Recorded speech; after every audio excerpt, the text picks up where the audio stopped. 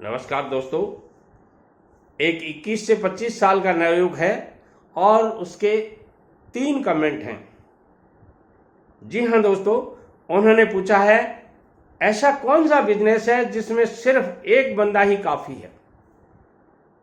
Comment number 2, कपड़े की दुकान में कितना % प्रॉफिट होता है।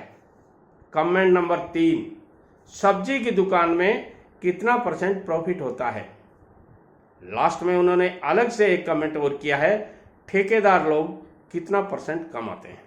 आइए दोस्तों, इन चारों कमेंट के बारे में बात करते हैं। पहले बात कर लेते हैं, ऐसा कौन सा बिजनेस है जिसमें सिर्फ एक ही बंदा काफी है। दोस्तों, बहुत से ऐसे बिजनेस हैं जिनमें केवल और केवल शुरुआत में एक ही बंदा काफी है। देखिए दोस्तों, जिन लोगों को अरबों रुपए लगाकर बिजनेस करना होता है वो YouTube पे वीडियो नहीं देखकर बिजनेस करते हैं। वो अपने किसी फाइनेंशियल एडवाइजर की एडवाइस लेकर के बिजनेस करते हैं। पहली बात ध्यान से सुन लीजिएगा, YouTube पर वीडियोस देख करके कौन लोग बिजनेस करते हैं? वो लोग जिनके पास में मिनिमम पूंजी है। वो चाहते हैं कि कहीं मेरी ये पूंजी गांठ से नहीं निकल जाए, मैं इस पूंजी को बर्बाद नहीं कर दूं, इस पूंजी से ही मैं 5 गुना 10 गुना पैसा कमा लूं। वही लोग YouTube पे वीडियोस देखते हैं। तो मैं कहना चाहूंगा, यदि आप सिर्फ एक बंदा यानी खुद अपनी दुकान खोलकर, छोटी दुकान खोल करके यदि कोई बिजनेस करना चाहते हैं तो जो कमेंट आपने किया है कि कपड़े की दुकान में कितना % प्रॉफिट होता है, वही बिजनेस आप कर सकते हैं। दोस्तों, कपड़े की दुकान का बिजनेस करने के लिए आपको बहुत ज्यादा बंदों की आवश्यकता तब होती है जब आपके पास में 50 लाख रुपए का सामान दुकान के अंदर होता है, या यूं कह सकते हैं आप 50 लाख रुपए लगा रखे हैं आपने दुकान में, या प्रॉपर्टी जो लगा रखी है आपने, पूंजी लगा रखी है, कैपिटल।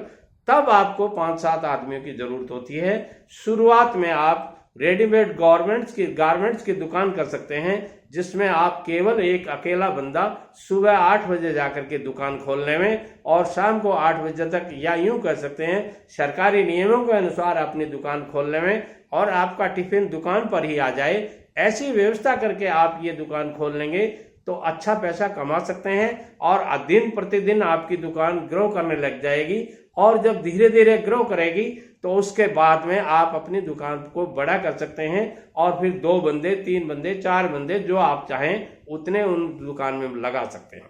अब बात करते हैं कि कपड़े की दुकान में प्रॉफिट कितना % होता है।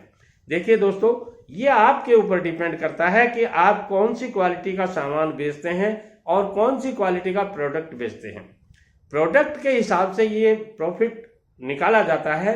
मैं कहना चाहूंगा, यदि गारमेंट्स का आप बिजनेस करते हैं तो गारमेंट्स के बिजनेस में अच्छी कमाई हो सकती है। यहाँ 15% से लेकर 25-30%, 50% तक की कमाई हो सकती है।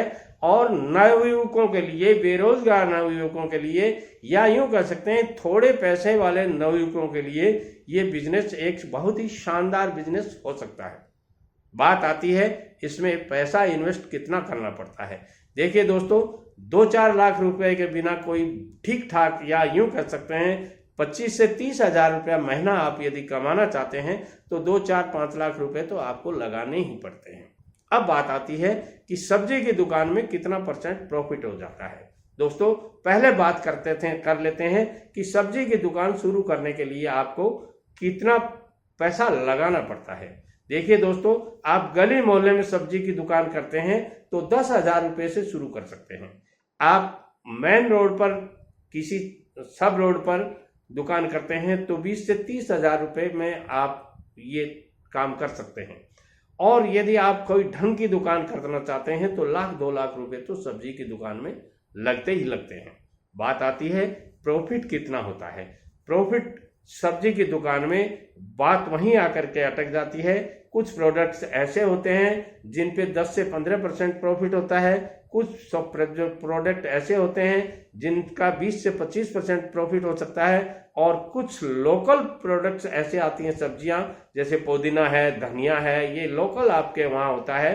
तो ये छोटी क्वांटिटी में, मगर हर घर में इनकी जरूरत रहती है, तो इनके पैसे डबल भी ले सकते हैं आप। मगर होता है, इनकी टर्नओवर इनका कम होता है। जिन चीज़ों में टर्नओवर ज़्यादा होता है वहाँ आपको 10 से 15% पैसे ही मिलते हैं, मगर कुल मिलाकर के एक आदमी 25 से 30 हजार रुपये महीना यदि 1-2 लाख रुपए लगा करके सब्जी की दुकान खोलता है तो वो आराम से कमा सकता है।